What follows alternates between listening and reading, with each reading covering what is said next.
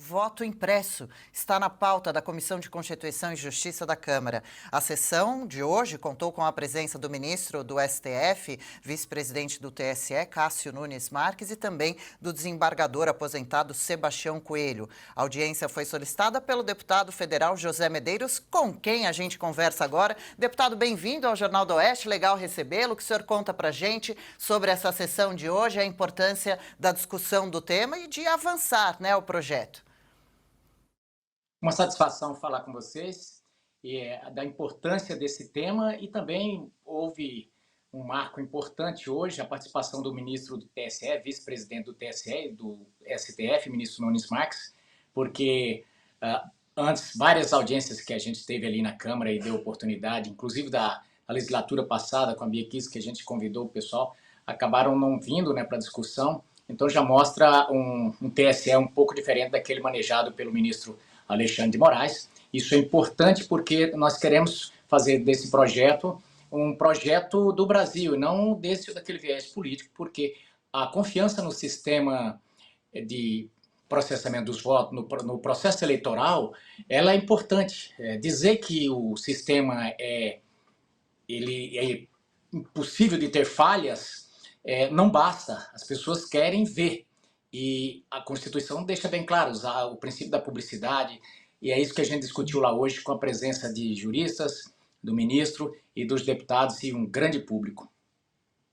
Conosco por aqui também, deputado Bruno Musa, que faz uma pergunta para o senhor agora. Musa? Boa tarde, deputado.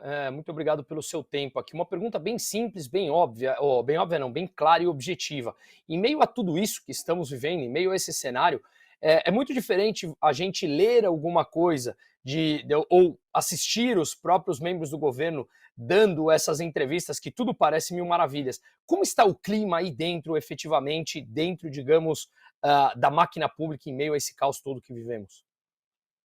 Na verdade, é assim, ali existe os deputados que conhecem muito, boa parte deles conhece muito o PT e sabe que o PT, para parafrasear aquele antigo ditado do Mão Santa, que dizia que o PT, quando não estava mentindo, estava roubando, quando não estava roubando, estava mentindo. Agora, o novo mantra é o PT, quando não está mentindo, está taxando, quando não está taxando, está mentindo. A própria reação do mercado ao pacote e ao teatro que o Haddad fez foi justamente isso, porque eles podem enganar os militantes, os incautos, a mídia mestrada com muitos milhões, mas não gente que estuda balanço tintim por tintim de empresas do governo, ser enganado por uma conversa de bebo para delegado, que nem foi feito ontem.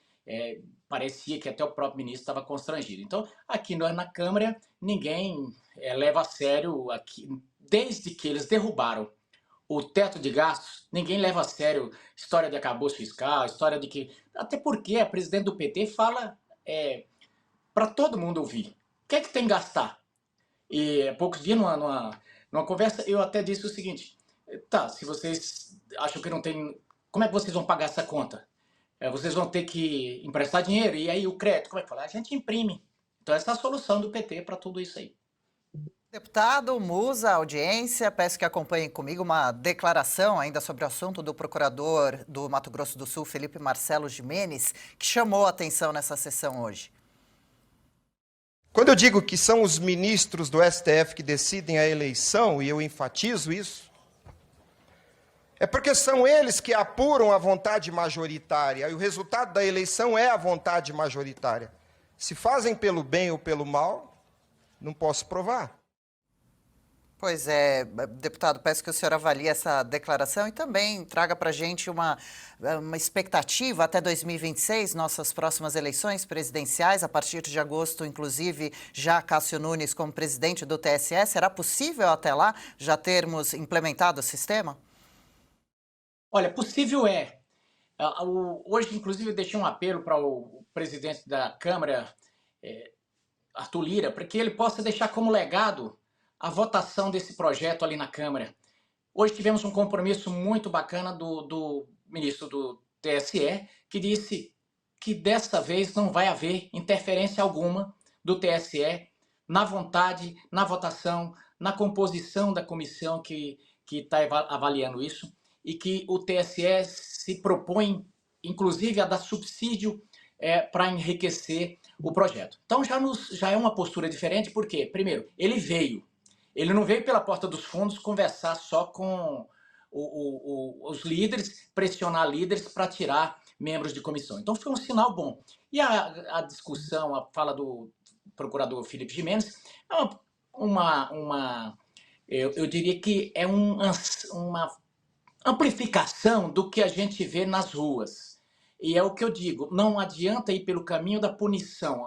Hoje, inclusive, se você postar em alguma rede social a palavra urna, é possível que o algoritmo te barre com medo da repressão sobre esse tema. Mas é um tema que a gente precisa falar, porque o foro adequado para discutir isso é na Câmara dos Deputados, é no Senado Federal. E aí, o que ocorre? Em que pese a forçação de barra, para que a gente tenha fé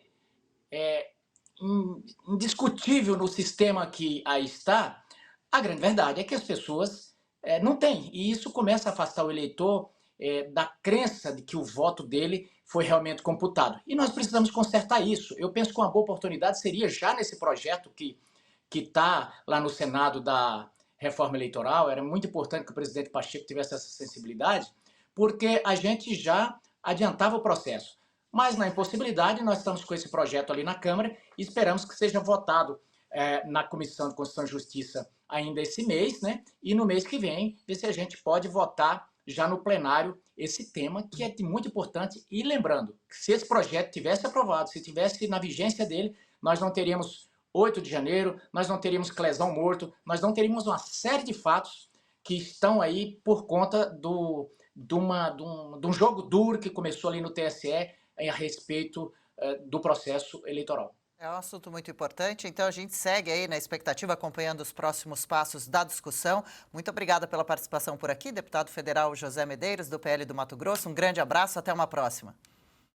Um abraço a todos.